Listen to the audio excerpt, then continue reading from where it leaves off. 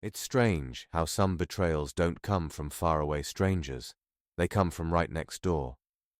When Claire signed the lease for her new apartment, she felt like she was stepping into the life she'd been fighting for. She was tired of running from her past. A messy breakup, a draining job, and a town full of people who looked at her like a reminder of everything that went wrong. This new city meant peace, fresh air, a blank page. Her new building wasn't fancy, chipped paint on the hallway walls, creaky elevator, the kind of place where neighbors nod politely but don't really talk. And Claire liked that. She didn't want anyone in her life. But then she met Daniel. Daniel lived right next door, late 30s, always in clean button-down shirts with a calm, polite smile. He introduced himself the day she moved in, helped her carry a box, cracked a joke about how awful the elevator was, and offered her a cup of coffee from the cafe around the corner. She almost said no, but something about him felt safe, familiar. Weeks passed, and Daniel became part of her routine without her even noticing. He'd greet her every morning when she left for work, wave at her from his balcony in the evenings, drop small compliments, never too much, just enough to make her lower her guard. And when the nights got lonely, when silence started to feel too loud, Daniel was the one she ended up talking to, through their open windows, over warm coffee, about nothing and everything. For the first time in months, Claire felt like she belonged somewhere. But trust is a dangerous thing. It doesn't break loud. It cracks quietly. The first sign came one Friday night. Claire got home late, exhausted from work, and noticed something strange. Her front door was slightly open. Her heart froze. She lived alone. She always double-checked the lock. Slowly, she pushed the door open, ready to scream if she had to, but everything looked untouched. Nothing broken, no drawers open. Everything except a single mug on the kitchen counter. Her favorite one. The one she used every morning. It was warm. Someone had been inside. She called the building manager, her voice shaking. He insisted only she had the keys. She changed the locks the very next day, trying to convince herself it was a mistake. But something inside her shifted.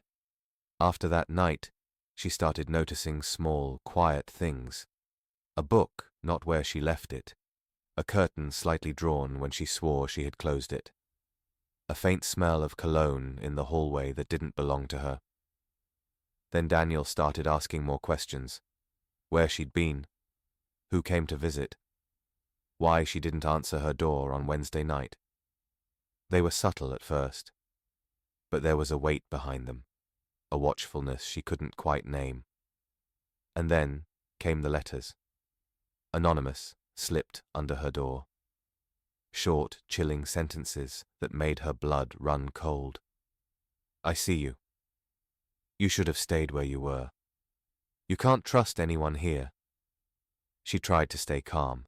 She bought cameras, changed passwords, stopped leaving her balcony door open. But fear has a way of creeping into your bones.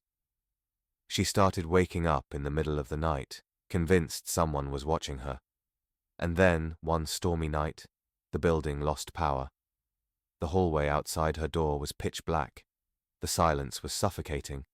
And then she heard it. Footsteps, slow, heavy, getting closer. Her hands shook as she grabbed her phone. No signal. She held her breath. A faint light flickered at the end of the hall. A shadow shifted. And then, nothing. Just darkness. When the power finally came back, there was a new letter on the floor. You're not alone. She barely slept after that. Her friends begged her to move. Her mum said she should go stay with someone. But Claire was tired of running, tired of being the girl who always left when things got hard. And besides, Daniel was still there, checking on her, bringing her groceries when she was too scared to go out, telling her he'd keep an eye out. He made her feel safe. Until the night everything broke. Claire came home late from work, opened her door, and her living room light was on. She never left it on. Her heart started hammering. She grabbed the remote for her security camera feed. Her stomach twisted as the screen loaded. A man in a black hoodie inside her apartment, calmly moving from room to room like he belonged there. The date stamp showed it had happened 2 nights ago. Claire called the police, her voice trembling so hard she could barely speak. When the officers came and pulled the footage, they enhanced it. And there he was, Daniel, her neighbor, her friend. The man who said he'd protect her was the one invading her world. He had been inside her home, watching her, leaving letters, playing with her mind. She felt everything at once: fear, rage, disbelief, betrayal. Daniel was arrested that night, but just weeks later, he posted bail and came back. She saw him in the hallway like nothing had happened. His smile was gone now, his eyes cold, empty. The look he gave her was a silent warning. And that's when something inside Claire hardened. She realized she couldn't just be the victim.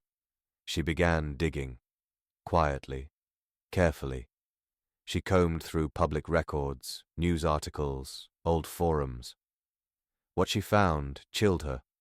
Daniel had a past, a long trail of restraining orders, complaints from women who had vanished from the building after reporting him, cases that went nowhere. He was good at this, charming, calculated, predatory. So Claire did what no one expected. She turned his own game against him. She started recording everything, every strange noise, every look, every movement. She filed every report with cold precision. She spoke to neighbors. Slowly, stories started to surface, whispers, details they had ignored for years. She left a note under his door one night, just 3 words: "I see you too." Daniel began to unravel. His footsteps at night grew frantic.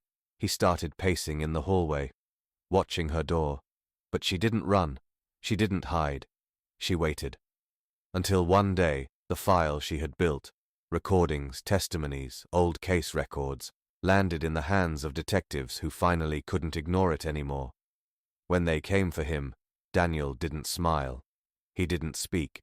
He just stared at her as they handcuffed him. It wasn't relief she felt. It wasn't triumph. It was something heavier. A silence that wrapped around her chest. That night, Claire locked her door, turned off the lights, and sat alone in the quiet. For the first time in months, silence didn't feel like a threat. It felt like armor. But deep down, she knew the scar would stay. Because betrayal from a neighbor, someone who lived just a few steps away, doesn't fade. It lingers, like a shadow at the edge of your vision. And sometimes, silence is the loudest revenge of all.